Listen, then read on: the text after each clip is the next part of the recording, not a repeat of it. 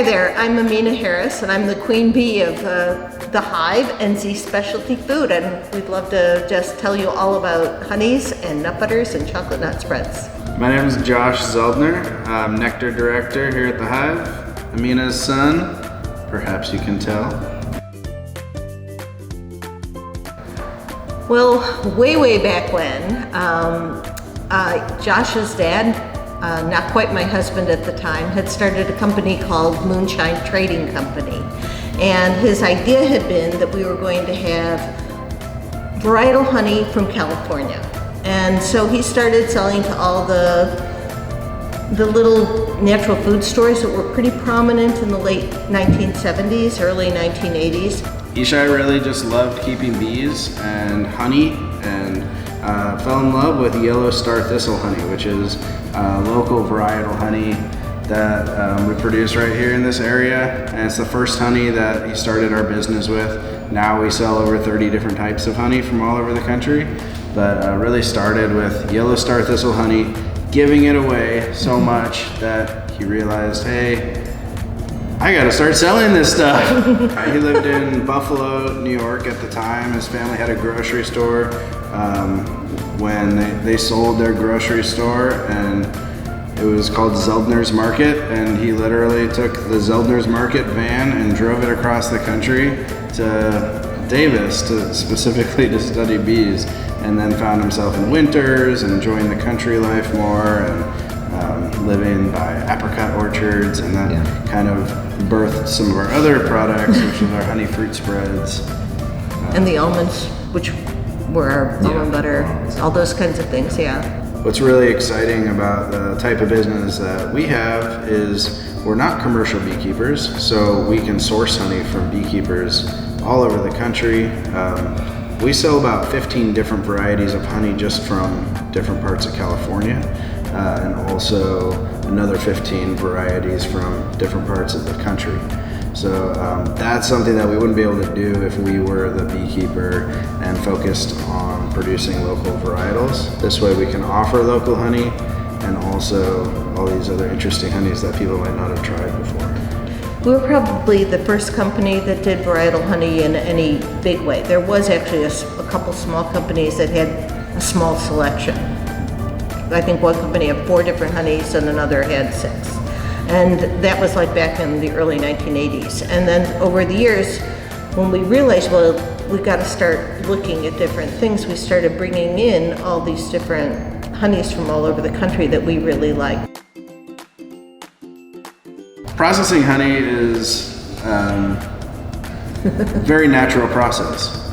Honey itself is, we're selling a single ingredient product. The bees produce honey, they put it into comb, which includes beeswax, and the trick is basically just separating the honey from the wax. So the way we do that is with very minimal heat, very simple filtration, and that way when we bottle the product, we have something that's as close to what the bees created as possible.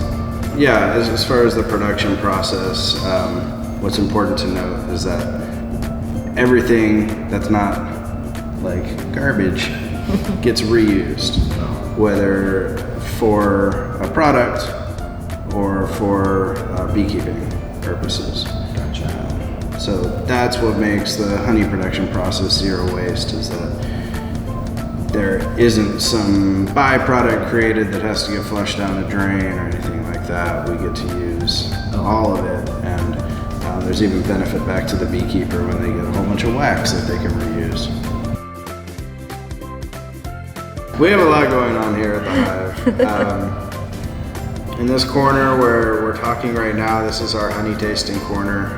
This is where you can taste all of our different products, 30 different honeys from all over the country, honey fruit spreads, nut butters, chocolate nut spreads, honeycomb.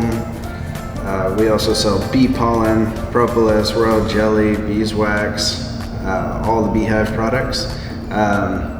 And in the corner opposite us, we're going to be selling mead, honey wine. And there's so many amazing meaderies making wonderful product.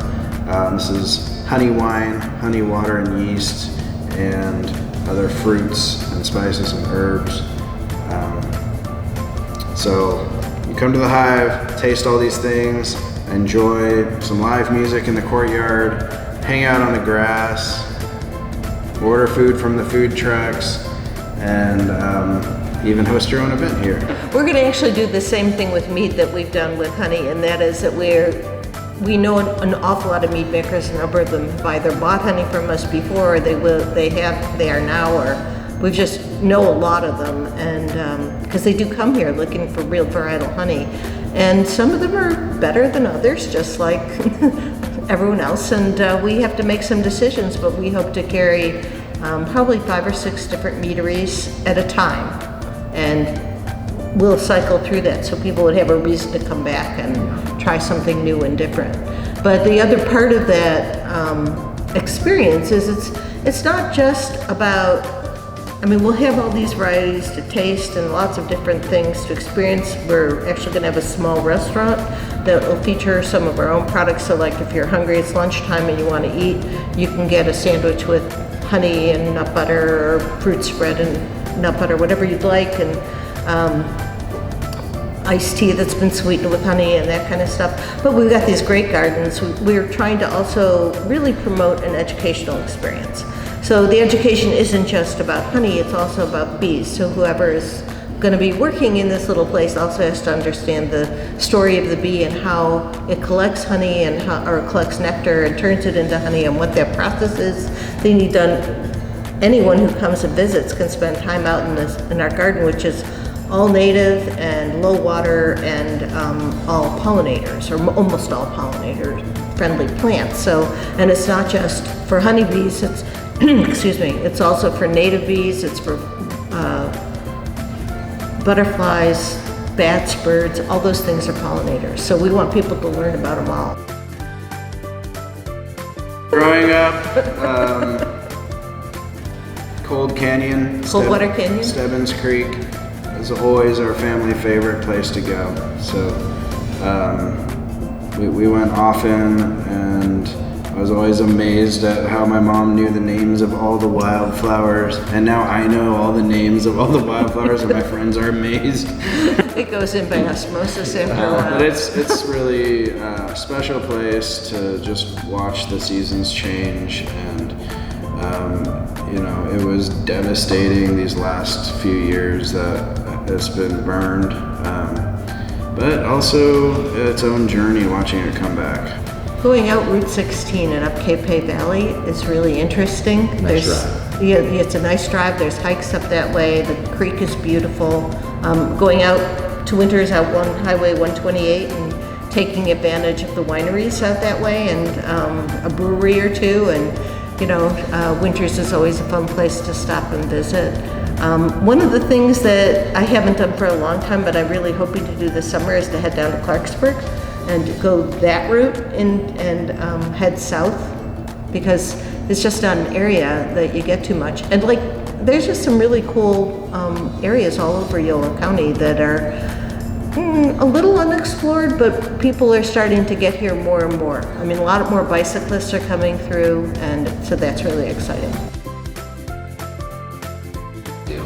I've never visited the old sugar mill in Clarksburg, and I'm really excited to do that. Cool. And I'd like to go to Park Winters, which is very close to where we used to live when he was born.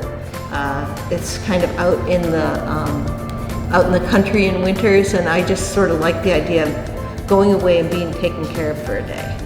The best way to stay in touch with the Hive and be the first to know when we start to open and start hosting events is to follow us on Instagram at @ZSpecialtyFood. We're planning to have a soft opening and start to figure out what it is this space is going to look like through the summer, and in the fall hopefully put together a really fun grand opening.